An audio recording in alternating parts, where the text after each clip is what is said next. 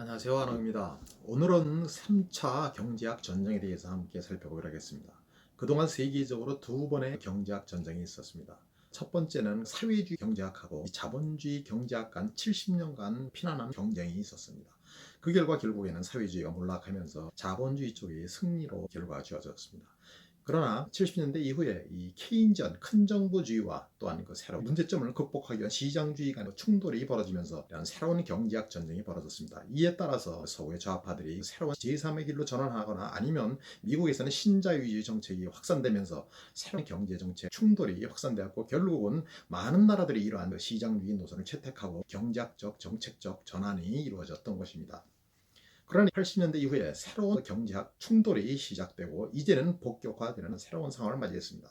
이제는 기존의 경제학들이 뒤로 물러나고, 기존의 경제학이라고 하면 시장주의 경제학이나 케인지안 경제학 같은 것을 대표적으로 하고 있는데, 이러한 경제학들이 이제는 뒤로 물러나고 새로운 제로금리, 양적 완화, 마이너스 금리 정책, 또한 그 MMT 정책, 나아가서 기본소득제까지 이런 것들을 추진하는 새로운 경제 정책들이 확산되고 있습니다. 국내에서도 이러한 새로운 상황을 맞이해서 경제 정책의 충돌이 확산되고 있습니다.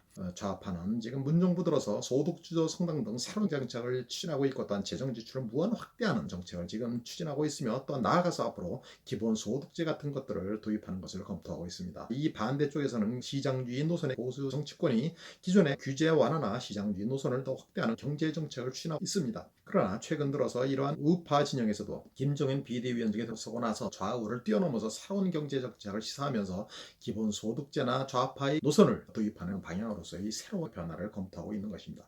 이에 따라서 우리나라를 위시해서 각국에서는 새로운 경제학을 둘러싼 충돌이 확산되면서 새로운 경제정책 논쟁과 갈등이 크게 심화되는 상황을 맞이했습니다. 이것이 제3차 경제학 전쟁입니다. 과연 이번에 제3차 경제학 전쟁은 어떠한 결과로 귀결될까요? 오늘은 그것을 살펴보기로 하겠습니다. 그러면 기존의 경제학들은 왜 문제를 해결하지 못하게 되었을까요? 80년대 이후에 각국에는, 특히 선진국에는 양극화, 장기 침체, 일자리 위기가 심화되었는데, 이런 문제들을 기존의 경제학으로는 더 이상 해결하지 못하고 위기를 더욱 심화시키는 결과를 유발했습니다. 기존의 시장주의 경제학이나 케인지안 경제학으로 지금의 양극화, 장기 침체, 일자리 위기를 해결하지 못하는 것은 물론 오히려 더욱 위기를 심화시키고 장기화시키며 부채나 버블을 더욱 확대하는 그러한 결과를 유발하게 되었습니다. 과연 이러한 문제가 왜 일어난 것일까요? 먼저 그것은 새로운 경제 상황 변화로 인해서 기존 경제학이 무력화되는 변화가 일어나는 것입니다. 80년대 이후에 정보화, 개방화, 글로벌화 혁명이 각국에 확산되기 시작했고, 그동안 각국의 경제 주체들은 국내 시장 안에서 소비하고 투자하고 고용하며 살았습니다. 그러나 이제는 글로벌 세계 시장으로 나가서 글로벌 단위에서 글로벌 소비를 하고 글로벌 투자를 하고 글로벌 고용하며 살아가는 새로운 세상을 맞이한 것입니다. 이러한 새로운 경제 활동이 확산되면서 기존의 모든 것들을 바꿔놓게 되었습니다. 무엇보다 이제는 상대적으로 경쟁력이 뒤처진 나라에서는 세계의 투자 자본이나 세계 소비 수요나 세계의 고용이 회피해서 다른 나라로 옮겨가면서 이런 나라에서는 장기 침체와 일자리 위기가 심화되고 있습니다. 특히 선진국들은 고비용 국가이고 고비용 사회이고, 또한 임금도 높고 각종 가격도 비싸고 세율도 높음에 따라 투자 경쟁력이나 투자 비용이 신흥국들보다는 훨씬 높게 마련이고, 세계의 소비 수요나 세계의 투자 자본이나 세계의 고용이 이런 나라를 회피해서 나가게 되면서 결국은 국내에 있는 투자 자본들도 해외 투자나 해외 고용만 확대하면서 장기 침체와 일자리 위기, 고용 위기가 심화되고 있는 것입니다. 따라서 이제는 선진국들이 상대적으로 신흥국들보다 경쟁력이 뒤처져서 위기가 심화되는 상황에서는 기존의 수요 확대 정책이나 시장주의 정책으로 문제를 해결할 수가 없게 되었습니다. 기존의 경제학이란 지난 국가시장 시대에 국내에서 소비하고 투자하고 경제활동을 할 때 그때의 경제학 이론입니다. 특히 국내 시장의 수급 균형을 조율하는 것을 중시하는 경제학이었고, 케인지안 경제학 같은 경우에는 수요 확대를 통해서 수급 균형을 조율하는 경제학이었습니다. 그러나 이제는 이러한 경제학들의 효용성을 잃게 된 것입니다. 왜 그럴까요? 차례대로 일단 이것을 살펴보도록 하겠습니다. 먼저 이런 시장주의 경제학은 이제 효용성을 잃고 뒤로 밀려나게 되었습니다. 왜 그렇게 되었을까요?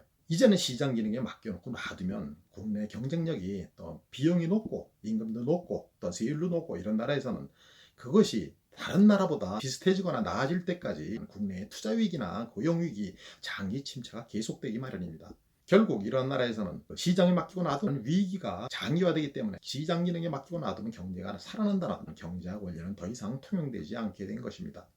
따라서 이런 나라의 경우에는 국내의 공급 경쟁력, 투자 경쟁력, 노동 경쟁력이 신흥국들과 비슷한 수준이 될 때까지 장기적으로 위기가 심화될 수밖에 없습니다.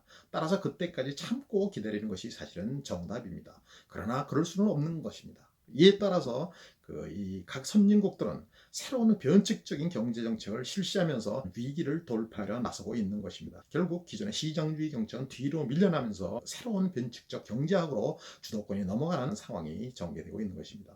두 번째로 케인지언 경제학도 마찬가지입니다. 케인지언 경제학이란 경기가 좀 침체됐을 땐 정부가 나서서 재정 지출을 확대해서 수요를 확대함으로써 경제를 좀 살리고 경기가 나아지면 오히려 자동 조절 기능에 의해서 그 세수가 좀 많이 거치고 해서 경기를 조율하면서 국내 수급 조율을 통해서 성장과 고용과 복지를 안정적으로 유지하는 그것이 케인지언 정책 노선입니다. 그러나 이러한 케인지언 정책 노선은 이제는 오히려 문제를 더욱 키우고 위기를 해결하지 못하고 오히려 부작용만 더욱 키우는 상황을 맞이하게 되었습니다. 왜 그럴까요? 이제는 그 선진국 같이 국내의 투자 경쟁력, 공급 경쟁력, 노동 경쟁력이 뒤처진 나라에서는 국내에서 돈을 풀고 투자 자금을 많이 푼다고 해서 그 돈이 투자로 연결되지가 않습니다. 국내에 투자할 곳이 없기 때문입니다. 이에 따라서 이러한 투자 자금들은 오히려 버블 투기처나 이런 곳으로만 몰리면서 오히려 다른 부작용만 심화시키고 있는 상황입니다. 무엇보다 정부가 돈을 풀어서 대거 몰락하는 국내 경제 주체들을 보호하고 구산업 기업과 노동자들을 보호하는 정책을 펼치게 되면 이들이 정부에 의존해서 버티려 하면서 힘들어서 옮겨가려 하지 않고 오히려 정부에 의존해 버티려 하면서 오히려 사회 전반의 부실과 부채가 확대되고 경제 전반의 부실과 부채로 가득 차는 상황을 맞이하게 되면서 경제 위기가 곧장 장기화되는 결과를 유발하고 있습니다. 또한 정부가 재정 지출, 부채를 확대하면서 계속 이를 뒷받침하게 되면 결국은 금융 부실도 심화되고 정부 부실도 심화되는 것뿐 아니라 가계부채나 기업 부채도 커지면서 결국 국내가 온통 부채로 버티는 부채 소비력과 버블 소비력으로 버티는 비정상적 상황을 맞이하게 됩니다. 결국 경제 위기가 더욱 고착화 장기화되는 결과를 유발하게 된 것입니다. 가장 대표적인 것이 일본 사례입니다. 일본은 플라자 합의 이후 30년간 장기 침체를 맞이했습니다. 이 문제를 해결하기 위해서 정부가 돈을 무한정 풀고 재정 지출을 확대하면서 헬리콥터로 돈을 풀듯이 돈을 풀었지만 이 문제를 해결하지 못했습니다. 경제 침체는 계속되었습니다. 왜 그렇게 되었을까요? 일본의 경우에 바로 이후 중국에 가면 10분의 1 가격으로 국내에서 만드는 것과 똑같은 것을 바로 만들어 올 수 있는 상황입니다. 그러니 국내에 투자할 곳이 없습니다. 이런 나라에서 계속 돈을 푼다고 투자 소비를 확대한다고 그것이 모두 국내 투자로 연결될 수가 없는 것입니다. 이에 따라서 장기 침체가 확산되고 있는 것입니다. 결국 케인지언 경제학도 80년대 이후에 새로운 글로벌 시장에 들어서는 그 효용성을 잃게 되었고 뒤로 밀려나게 되었습니다. 물론 지금도 각국은 이러한 재정 지출 정책을 확대하고 있지만 그것이 부작용이 크고 문제를 해결하지 못하고 오히려 침체를 고착화하고 부채를 확대하는 부작용만 키우는 상황을 맞이한 것입니다. 결국 이같이 기존의 경제학들이 효용성을 잃고 뒤로 밀려나게 되면서 각국은 특히 선진국들은 새로운 경제정책을 중심으로 새로운 변칙적 경제학을 통한 경제정책을 추진하면서 새로운 충돌이 확산되는 상황을 맞이했습니다. 그러면 선진국이 추진하는 새로운 경제정책들, 특히 변칙적인 경제정책들은 어떤 것일까요? 그것은 다음 세 가지가 있습니다. 그걸 차례대로 설명해 보기로 하겠습니다. 첫 번째는 제로금리나 마이너스 금리 양적 완화로 무한 돈을 풀어서 부채 소비력, 버블 소비력을 키워서 경제를 버티는 방식입니다. 기존에는 무한정 돈을 찍어내서 풀면 인플레가 생겼습니다. 그러나 이제는 인플레를 막고 무한 돈을 찍어낼 수 있는 방법을 개발했습니다. 그것이 트리핀 딜레마를 해결하는 7가지 방법입니다. 이 문제에 대해서는 앞에서 이미 설명한 바가 있습니다. 예를 들어서 지금같이 세계 경제 위기가 확산되면 미국 같은 경우에는 달러를 무한정 찍어내도 온 세계가 경제 위기를 맞이해서 달러로 모두 몰리면서 달러를 찍어내기가 더욱 쉬워졌습니다. 또한 달러 가치가 오히려 더욱 높아지는 상황을 맞이한 것입니다. 이에 따라 이러한 경제 위기가 장기화된 상황을 이용해서 기축통화국들은 계속 통화를 무한정 발행할 수 있게 된 것입니다. 또한 다른 기축통화국들 엔화, 유로화, 달러화 이런 것들이 함께 무한 양적 완화나 이런 정책을 추진하게 되면 서로 가치 하락 없이 무한 금융 확장 정책을 추진할 수 있습니다. 또한 지금은 전 세계의 신흥국들이 무한 급성장하면서 달러나 국제 통화 자금을 워낙 필요로 하기 때문에 무한 소화해 줄 수 있게 되면서 통화 공급이 계속될 수 있는 상황을 맞이했습니다. 이러한 이점을 이용해서 기축통화국들은 계속 기축통화들을 발행하면서 무한 통화 공급과 무한 양적 완화 또한 마이너스 금리 정책을 통해서 무한 자금 공급을 통해서 버티는 상황을 맞이했습니다. 문제는 자금을 무한정 공급하고 하는데도 경제는 살아나지 않고 경제적 효과를 발휘하지 못하는 상황을 맞이했습니다. 왜 그럴까요?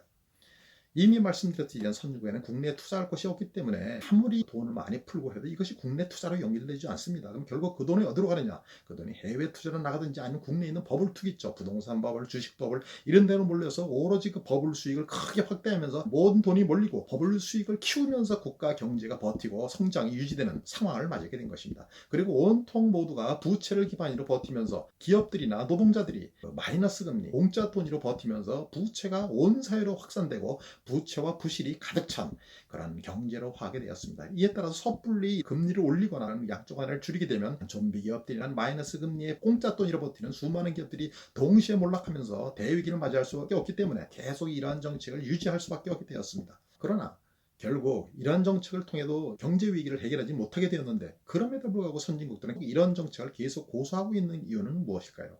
앞에서 설명을 할 수 없이 국내 워낙 버블과 부실이 많아서 금리도 몰리지 못하고 이러한 정책을 유지하는 측면이 있지만 또 다른 한 측면에서는 다른 이유가 있는 것입니다. 무엇보다 이같이 공짜 돈을 무한 발행해서 세계 시장에 공급하면서 공짜 돈으로 다른 나라에 부를 옮겨다가 국내 성장을 유지하거나 복지를 유지할 수 있게 되었고 또한 다른 나라의 부를 수탈에다가 국내 성장의 밑받침으로 삼을 수 있게 된 것입니다. 또한 무한 돈을 찍어내 세계 시장에 풀면서 국내 부채를 해외 시장으로 정가하면서 버틸 수 있게 되면서 이러한 경제 정책을 실시하고 있는 것입니다. 따라서 이러한 경제 정책은 금융 패권을 이용한 후진국이나 다른 나라들 금융 수탈 정책이라고 할 수 있습니다. 그러한 것을 통해서 국내의 부를 유지하고 성장을 유지하고 있는 것입니다. 문제는 이러한 정책들이 과연 앞으로 계속 지속될 수 있는 것인가 하는 것입니다. 앞으로 지속되기가 쉽지 않습니다. 아직은 신흥국들이나 많은 나라들이 힘이 없고 경제력이 아직 미약하기 때문에 이러한 문제를 방치하고 있지만 중국, 인도가 앞으로 크게 미국 이상으로 경제력이 성장하고 다른 신흥국들도 크게 성장해서 이들이 힘이 기존의 선진국들의 힘을 크게 능가하게 될 경우 이들은 이러한 문제들을 더 이상 방치하지 않고 금융 기축통합, 금융 패권, 금융 질서를 근본적으로 바꾸는 변화에 나서게 될 것입니다. 따라서 기축통합들이 금융 패권을 이용해서 금융 수탈을 하면서 버티는 방식은 장기적으로는 유지될 수 없는 것입니다. 오히려 신흥국과의 대충돌, 금융질서를 둘러싼 대충돌을 필연적으로 유발하게 될 전망입니다. 그 선진국들이 추진하는 또 하나의 방식은 바로 국가주의, 보호주의, 극우주의라는 경제정책이라고 할 수 있겠습니다. 바깥에서 저임 산업과 저임 투자처 또 저임 세율의 국가들이 자신의 투자나 기업이나 일자리를 빼앗아가는 데 대항해서 이제는 국가를 봉쇄하고 해외의 공세가 국내로 들어오지 못하게 하고 국내 기업이나 투자나 소비가 바깥으로 나가지 못하게 보호주의 정책을 강화하고 있는 것입니다. 이를 통해서 과거의 성곽경제, 국가시장시대의 경제체제를 고수하고 이대로 되돌아가려고 하고 있는 것입니다. 과연 이러한 것이 가능할까요? 이러한 노선을 고수하는 나라들은 21세기에 필연적으로 후진화될 수밖에 없습니다. 기본적으로 다른 나라들은 전 세계에서 가장 최고의 생산자도, 그러니까 세계 최고의 기술, 노동자, 투자처들을 활용하면서 경쟁력을 확보해서 경쟁하고 있는데 국내 기업들은 국내 분업화, 국내 뒤처지고 비싸고 고인, 고세율 그런 투자 여건을 활용해서 경쟁을 한다면 이들이 살아남을 수가 없습니다. 결국 이러한 보호주의 정책은 국내 경제 주체의 경쟁력을 더욱 뒤처지게 만들어서 더욱 위기를 심화시키는 결과를 낳을 뿐입니다. 또한 이러한 보호주의 정책을 추진할 경우에 세계 시장이 쪼그라들면서 결국은 대공황을 맞이하는 것이 필연적입니다. 과거 2차 세계대전 직전에도 신흥 선발 자본주의 국가들이 보호주의 정책으로 후발 자본주의 국가들의 수출이나 이런 것을 봉쇄하면서 결국 세계는 대공황이 더욱 심화되면서 결국 2차 세계대전으로 치달았던 경험이 지금 반복되고 있는 것입니다. 무엇보다 기존의 글로벌 소비, 글로벌 투자, 글로벌 고용이 확산되는 것을 이러한 국가주의, 보호주의로 막아보려는 것은 사실 시대착오적인 것입니다.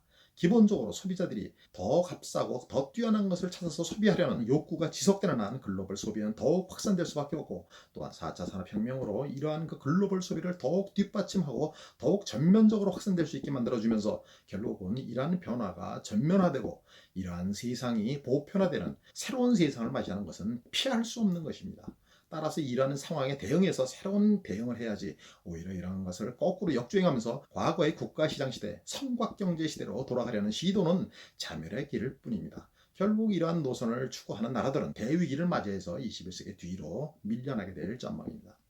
세 번째로는 글로벌 시장주의 전략을 추진하는 국가들이 있습니다. 기본적으로 글로벌 소비, 글로벌 투자, 글로벌 고용이 확산되는 것을 피할 수 없는 것이고 결국 여기서 살아남으려면 국내의 고비용, 고임금, 고수열 같은 뒤처진 투자 경쟁력을 근본적으로 개선하고 국내 경제 수출의 경쟁력을 높여서 바깥에서의 글로벌 공세에 대응해서 국내 경제 주체들이 최대한 살아남도록 하고 이를 통해서 국내의 투자와 고용과 성장을 유지하고 복지를 유지하라는 그러한 전략입니다.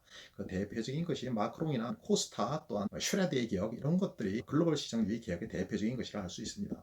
결국에는 이러한 노선이 글로벌 시장 시대의 올바른 노선이고 결국 이러한 노선을 추진하는 나라들이 21세기의 선진국으로 부상하게 되고 다른 노선을 추진하는 나라들은 결국 뒤처져 후진화되는 변화가 전개될 전망입니다. 기본적으로 정치권의 진로는 이러한 경제학에 의존하는 것입니다. 각국의 정치권은 과거의 사회주의 또한 자본주의 경제학을 바탕으로 해서 이를 기반으로 서로 맞붙었고 그 결과 사회주의 정치권에 기대했던 사람은 다 몰락하고 자본주의 정치권이 살아남았고 그 이후에는 케인지언 경제학 큰 정부주의에 의존하는 그런 정치권과 시장주의에 의존하는 정치권이 충돌한 결과 지금까지 이런 충돌하는 상황이 계속되어 왔습니다. 그러나 앞으로는 기존의 세 가지 경제학, 변칙적인 경제학과 또한 새로운 올바른 노선의 경제학 이러한 노선을 기반으로 해서 각국 정치권이 새롭게 이합제산될 것입니다. 과거의 시장주의나 케인지언 경제학에 기대했던 정치권들은 결국 몰락하게 될 것이고 글로벌 시장주의 노선에 기대는 정치권들은 살아남아 주도권을 쥐고서 21세기의 중심 정치권으로 살아남을 전망입니다. 그러나 지금 이란 앞에 잘못된 두 가지 변칙적 경제 노선을 추구하는 국가들이 정치권들이 부채와 부실과 버블을 무한 확대시키면서 세계 경제의 구조적 위기를 극대화시키고 있는 만큼 결국 이 상태로 그대로 가면 이 세계 경제는 세계 자본주의 경제는 결국 대위기를 맞이하는 것이 거의 필연적입니다. 따라서 이러한 위기를 극복하려면 새로운 접근이 필요합니다. 무엇보다 지금의 양극화나 장기 침체 일자리 위기 같은 문제들은 국가 단위에서는 기본적으로 극복하는 것이 불가능합니다. 이러한 문제들은 세계 단위에서 협력을 통해서 새로운 세계적 제어 체제를 마련해서 이러한 문제를 같이 해결하고 공동의 이익을 도모해야 문제를 해결할 수 있는 상황입니다. 예를 들어서 양극화 문제만 해도 이를 해결 위해서 한 국가에서 세율을 올려서 고세율로 이런 문제를 복지 체제를 확대해서 이 문제를 해결하려고 해봐야 고세율을 올린 그 나라만 투자나 고용이나 모든 것이 이탈하면서 경제 위기를 맞이해서 침체와 양극화와 일자리 위기가 더욱 가중되면서 몰락하게 되는 그런 결과를 맞이할 수밖에 없습니다. 이에 따라 지금 각국에서는 세율 인하 경쟁이 추진되고 있는데 이러한 세율 인하 경쟁은 일국가 단위에서는 막을 수가 없는 것이고 사실 블록 단위에서도 막을 수가 없는 것입니다. 이러한 문제는 세계 단위에서 세율 인하를 저지하는 공통적으로 저지하는 협력을 통해서만 이러한 문제를 해결하고 각국의 복지를 어느 정도 수준을 유지할 수 있는 것입니다. 마찬가지로 지금 각국에서는 기본소득제 특히 우리나라의 경우서 최근에 기본소득제를 도입하려는 논의가 있는데 이런 문제도 마찬가지로 세계 단위에서 공통적으로 실시하지 않고 한 나라만은 실시할 수가 없는 것입니다. 만일 한 나라가 이러한 기본소득제를 도입하게 되면 그 비용은 결국 고세율, 세금을 크게 올려서 충당할 수밖에 없고 그러한 세율을 올린 나라에서는 결국 투자나 고용이 대거 바깥으로 빠져나가고 대위기를 맞이해서 오히려 양극화나 경제적 약자 위기가 더욱 심화되면서 복지 파탄을 맞이하게 될 수밖에 없기 때문입니다. 결국 각국은 기본소득제 도입을 하려면 세계 단위에서 협력이 필요합니다. 특히 앞으로는 글로벌 시장 시대에는 무한 경쟁을 통해서 세계 최고 소수만 살아남고 다수의 동종업종과 기업과 노동자들이 몰락하는 그런 시대를 맞이해서 세계 소비력 위축이 불가피하며 앞으로 특히 AI 혁명 시대에는 하나의 AI 서비스가 전 세계의 서비스, 회계사나 변호사나 이런 일자리를 전면적으로 대처하는 이러한 시대에는 세계 소비력의 커다란 위축이 불가피합니다. 따라서 세계 단위에서 세계 소비력을 유지하기 위한 장치, 그러한 새로운 세계 질서와 세계 체제 구축은 필연적이라 할 수 있습니다. 이런 세계 체제를 구축하지 않으면 세계 시장 경제 또한 세계 자본주의 질서는 결코 유지되지 못하고 붕괴할 수밖에 없습니다. 이러한 새로운 세계 협력 질서는 과연 구축할 수 있을까요? 무엇보다 이를 시적절하게 구축해야 됩니다. 그러나 문제는 이러한 체제를 구축하는데 선후진국이나 신국, 강대국들 간 이해관계가 워낙 충돌하기 때문에 합의나 신세계 체제를 구축하기가 쉽지 않은 상황입니다. 기본적으로 선진국들의 고임금 구조, 고비용 구조, 또한 고세율 구조 이러한 것들로 인해서 투자 비용이 워낙 높은데 이러한 투자 비용이 높은 구조가 이 다른 신흥국들이나 다른 나라들 수준으로 저하될 때까지는 선진국의 위기는 계속될 수밖에 없고 선진국들은 위기를 극복하기 위해서 기존의 변칙적인 대응 방법을 계속 고수할 것이고 이에 따라 새로운 세계 협력 질서를 거부할 가능성이 높습니다. 또한 신흥국들도 자신들의 아직은 저임이나 이점을 활용해서 계속 경제 성장을 도모할 수밖에 없는 상황입니다. 따라서 양쪽 진영이 기존의 체제를 고수하면서 결국 새로운 세계적 합의는 뒤처질 수밖에 없습니다. 결국 지금의 세계 경제가 무한 부채와 무한 버블과 무한 모순이 확대되면서 새로운 위기가 극대화되고 있는 상황에서 새로운 세계 협력 질서를 위한 세계적 합의가 늦어질 경우 세계 경제는 결국 버티지 못하고 대위기를 맞이하고 대파탄을 맞이할 수밖에 없습니다. 결국 이러한 상황에서는 새로운 세계 질서는 또다시 전쟁 같은 물리력 힘을 통해서 구축되는 과거의 역사를 반복할 수밖에 없게 될 전망입니다. 그것이 앞으로 전개될 3차 경제학 전쟁의 결말이라고 할 수 있습니다. 오늘은 이상으로 마치도록 하겠습니다. 감사합니다.